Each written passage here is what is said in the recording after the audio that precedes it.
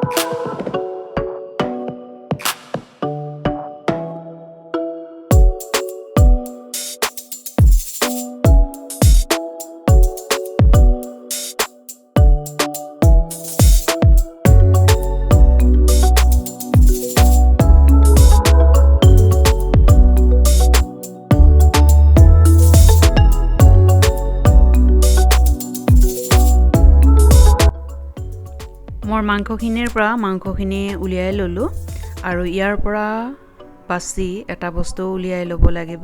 সেইটো হৈছে ইয়াৰ পৰা বনকেইডাল। যদি বনকেইডাল দাঁতত লাগে তেতিয়াহ'লে খাবলৈ বেয়া লাগিব। সেইটো কাৰণে বনকেইডাল অৰ্থাৎ হাডিকেইডাল বেলেগকৈ ৰাখি পেলাই দিব লাগিব। এইকেইডাল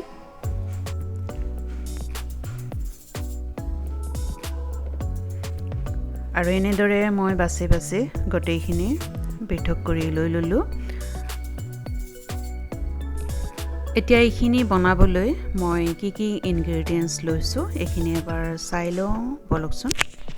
এইখিনি বনাবৰ কাৰণে এইখিনি বস্তু মই লৈ লৈছোঁ। ইয়াৰ নহৰু লৈছোঁ সৰুকৈ কাটি, কম পৰিমাণে জলকীয়া লৈছোঁ। মই জলকীয়া গুড়ি এড কৰিম যিহেতু, সেইকাৰণে জলকীয়া কমকৈ লৈছোঁ। এয়া আদা লৈছোঁ, পিহি লৈছোঁ, আৰু এটা পিঁয়াজ, ডাঙৰ চাইজৰ পিঁয়াজ সৰুকৈ কাটি লৈছোঁ, আৰু এয়া কেপচিকাম। আৰু এই কেইবিধৰ বাহিৰেও আৰু কেইবিধমান বস্তু লাগিব। আপোনালোকে ভিডিঅ'টো স্কিপ নকৰাকৈ চাই থাকিব, তেতিয়াহে আপোনালোকে জানিব পাৰিব কি বস্তু লাগিব। আৰু মই ৰন্ধাৰ মাজতে গোটেইখিনি বস্তু ব্যৱহাৰ কৰিম, গতিকে আপোনালোকে ভিডিঅ'টো চাই থাকক। মই কেৰাহী তুলি দিছোঁ আৰু ইয়াতে মই ৰিফাইন তেল দিছোঁ। ৰিফাইন তেলৰ সলনি আপোনালোকে মিঠাতেল দিব পাৰে। এয়া মই কটা পিঁয়াজখিনি প্ৰথমতে দি দিলোঁ, তাৰপিছত কেপচিকাম আৰু নহৰু, জলকীয়া গোটেইখিনি দি দিলোঁ আদাখিনিৰ বাহিৰে। কিছুমানে কয় হেনো আদাখিনি আগতে দি ভাজি থাকিলে তিতা লাগে, সেয়ে মই অলপমান পিছত দিম বুলি পিছলৈ থৈ দিছোঁ। আৰু এইখিনি মই অলপ সময় ধুনীয়াকৈ ভাজি থাকিম। ইয়াতে সোৱাদ অনুযায়ী নিমখ দি ল'লোঁ আৰু হালধি, আৰু এইখিনি আকৌ 1 মিনিটৰ কাৰণে মই ধুনীয়াকৈ ইফাল সিফাল কৰি লৰাই দি থাকিম।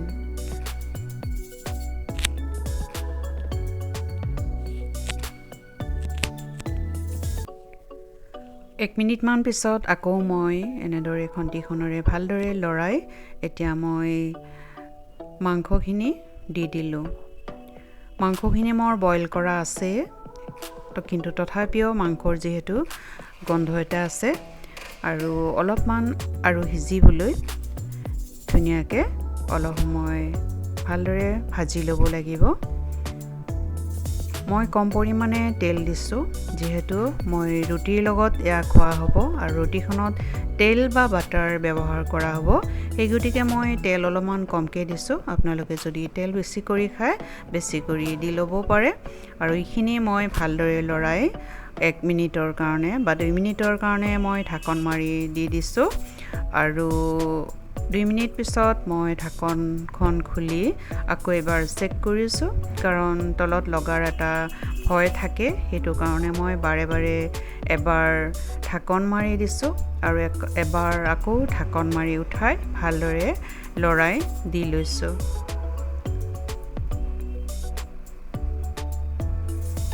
ইয়াৰ পিছত মই আদাখিনি দি লৈছোঁ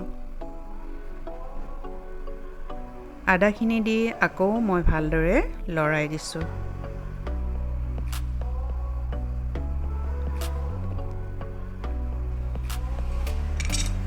গেছটো অলপ কম জুইত দিব লাগিব আৰু ইফালে মই শুকান বাদাম নিমখেৰে ভজা আছিল এয়া মই লৈ লৈছোঁ সৰু সৰুকৈ কাটি লৈছোঁ কাজু বাদামৰ সলনি আপোনালোকে কাঠবাদাম ব্যৱহাৰ কৰিব পাৰে সৰু সৰু বাদামটো ভাজি পেলাই বাকলিটো গুচাই লৈ ল'ব শুকানে আৰু বাদাম দিলে খাবলৈ সোৱাদ হয় সেইটো কাৰণে বাদাম দিয়াটো দৰকাৰ হয় নহ'লে বাদামটো সম্পূৰ্ণ অপচনেল হয় নিদিলেও কোনো কথা নাই কিন্তু খাবলৈ সোৱাদ হয় কাৰণে এইটো বস্তু এড কৰা হয় আৰু যিকেইটা ঘৰত সাধাৰণতে পোৱা যায় সেইকেইটা বস্তুহে মই ইয়াতে ব্যৱহাৰ কৰিছোঁ আৰু মই খন্তিখনেৰে ধুনীয়াকৈ মিলাই দি লৈছোঁ আৰু এবাৰ মই ঢাকি দিছোঁ সিজিবলৈ আৰু ভালদৰে ভাজিবলৈ আচলতে খন্তিখনেৰে ভালদৰে লৰাই ভাজি থাকিব লাগে ইয়াৰ পিছত মই দি লৈছোঁ জিৰা ধনিয়া পাউডাৰ আৰু এইখিনি মই ধুনীয়াকৈ আকৌ মিলাই দি মই ঢাকন মাৰি দি লৈছোঁ ইয়াৰ পিছত দিলোঁ মই মিট মছলা অলপ পৰিমাণে আৰু মোৰ শুকান জলকীয়া গুড়ি কৰি থোৱা আছিলে ঘৰতে সেয়া মই দি লৈছোঁ আৰু এইখিনি মছলা সম্পূৰ্ণ মিলি যাবলৈ মই অলপ পৰিমাণে পানী দি মিলাই লৈ লৈছোঁ আৰু এইখিনি মই 1 মিনিটৰ কাৰণে আকৌ ঢাকন মাৰি দি লৈছোঁ ঢাকনখন উঠাই আকৌ এবাৰ মই চেক কৰি লৈছোঁ যে ভাজি কৰা হৈছে নে নাই বা গন্ধটো গৈছে নে নাই আৰু এইখিনি মোৰ প্ৰায় হ'বৰে হৈছে আৰু ইয়াৰ পিছত দিলোঁ মই চচ ইয়াতে চিলি চচ ব্যৱহাৰ কৰিব পাৰে সয়া চচ ব্যৱহাৰ কৰিব পাৰে সুইট চিলি চচ ব্যৱহাৰ কৰিব পাৰে আপোনালোকে যি বিচাৰে গোটেইখিনি ব্যৱহাৰ কৰিব পাৰে মই অকল চচহে অকল ব্যৱহাৰ কৰিছোঁ টমাটো চচ আৰু তাৰপিছত মই কাজু বাদামখিনি দি লৈছোঁ আৰু এয়া মোৰ দেখিছেনে গোটেইখিনি বস্তু মিলি ধুনীয়াকৈ হৈ গৈছে আৰু এইখিনি মই সম্পূৰ্ণ ভালদৰে লৰাই এতিয়া মই গেছটো বন্ধ কৰি দিম আনফালে মই আটা মাৰিছোঁ আটা ময়দা আপোনালোকে যিহৰ লগতে খায় তেনেকৈ আপোনালোকে মাৰি ল'ব পাৰে মই আটা লৈছোঁ আৰু আটাৰে এখন ৰুটি ভাজি লৈছোঁ আৰু ৰল বনাবলৈ আমি ৰুটিৰ মাজত দি লৈছোঁ মাংসৰ মছলা আৰু টুথপিকেৰে ধুনীয়াকৈ মিলাই মই এনেদৰে ৰল এখন বনাই ল'লোঁ আৰু এখন দুখন কৰি মই 3খন বনাই ল'লোঁ বহুতেই টেষ্টি লাগে খাবলৈ সৰু ল'ৰা ছোৱালীক এনেদৰে বনাই দিবচোন অলপ মছলা পাতি কম পৰিমাণে দি পেলাই আৰু আজিৰ ভিডিঅ'টো আপোনালোকে কেনেকুৱা পালে কমেণ্ট কৰি জনাবচোন লগতে ভাল পালে লাইক শ্বেয়াৰ কমেণ্টৰ লগতে ছাবস্ক্ৰাইব কৰিবলৈ অনুৰোধ কৰিলোঁ আৰু পুনৰ আহিম নতুন এটা ভিডিঅ' লৈ আৰু ভিডিঅ'টো প্ৰথমৰ পৰা শেষলৈ চোৱাৰ কাৰণে বহুত ধন্যবাদ থাকিল